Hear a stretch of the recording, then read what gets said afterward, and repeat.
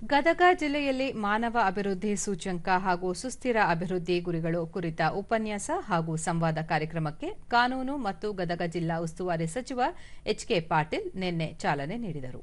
ಈ ವೇಳೆ ರಾಜ್ಯ ವಿಕೇಂದ್ರೀಕರಣ ಯೋಜನೆ ಮತ್ತು ಅಭಿವೃದ್ಧಿ ಸಮಿತಿ ಉಪಾಧ್ಯಕ್ಷ ಡಿಆರ್ ಪಾಟೀಲ್, ಗದಗ ಜಿಲ್ಲಾಧಿಕಾರಿ ಸಿಎನ್ ಶ್ರೀಧರ, ಕರ್ಮಯೋಗಿ ಮಿಷನ್ ಸಂಸ್ಥೆ ಡಾ ಬಾಲಸುಬ್ರಹ್ಮಣ್ಯಂ ಸೇರಿದಂತೆ ಮತ್ತಿತರರು ಉಪಸ್ಥಿತರಿದ್ದರು.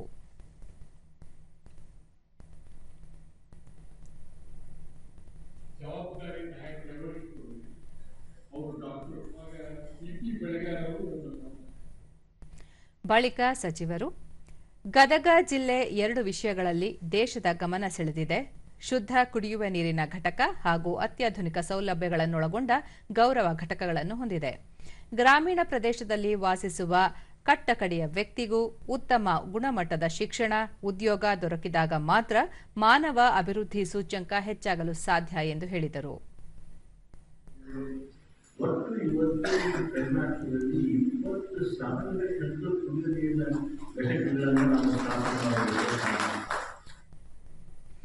ಡಾ ಬಾಲಸುಬ್ರಹ್ಮಣ್ಯಂ, ದೇಶದ ಪ್ರಜೆಗಳ ಆರೋಗ್ಯ, ಶಿಕ್ಷಣ ವ್ಯವಸ್ಥೆ ಅಭಿವೃದ್ಧಿಪಡಿಸುವುದು ಮಾನವ ಅಭಿವೃದ್ಧಿ ಸೂಚ್ಯಂಕದ ಪ್ರಮುಖ ಉದ್ದೇಶವಾಗಿದೆ ಎಂದರು.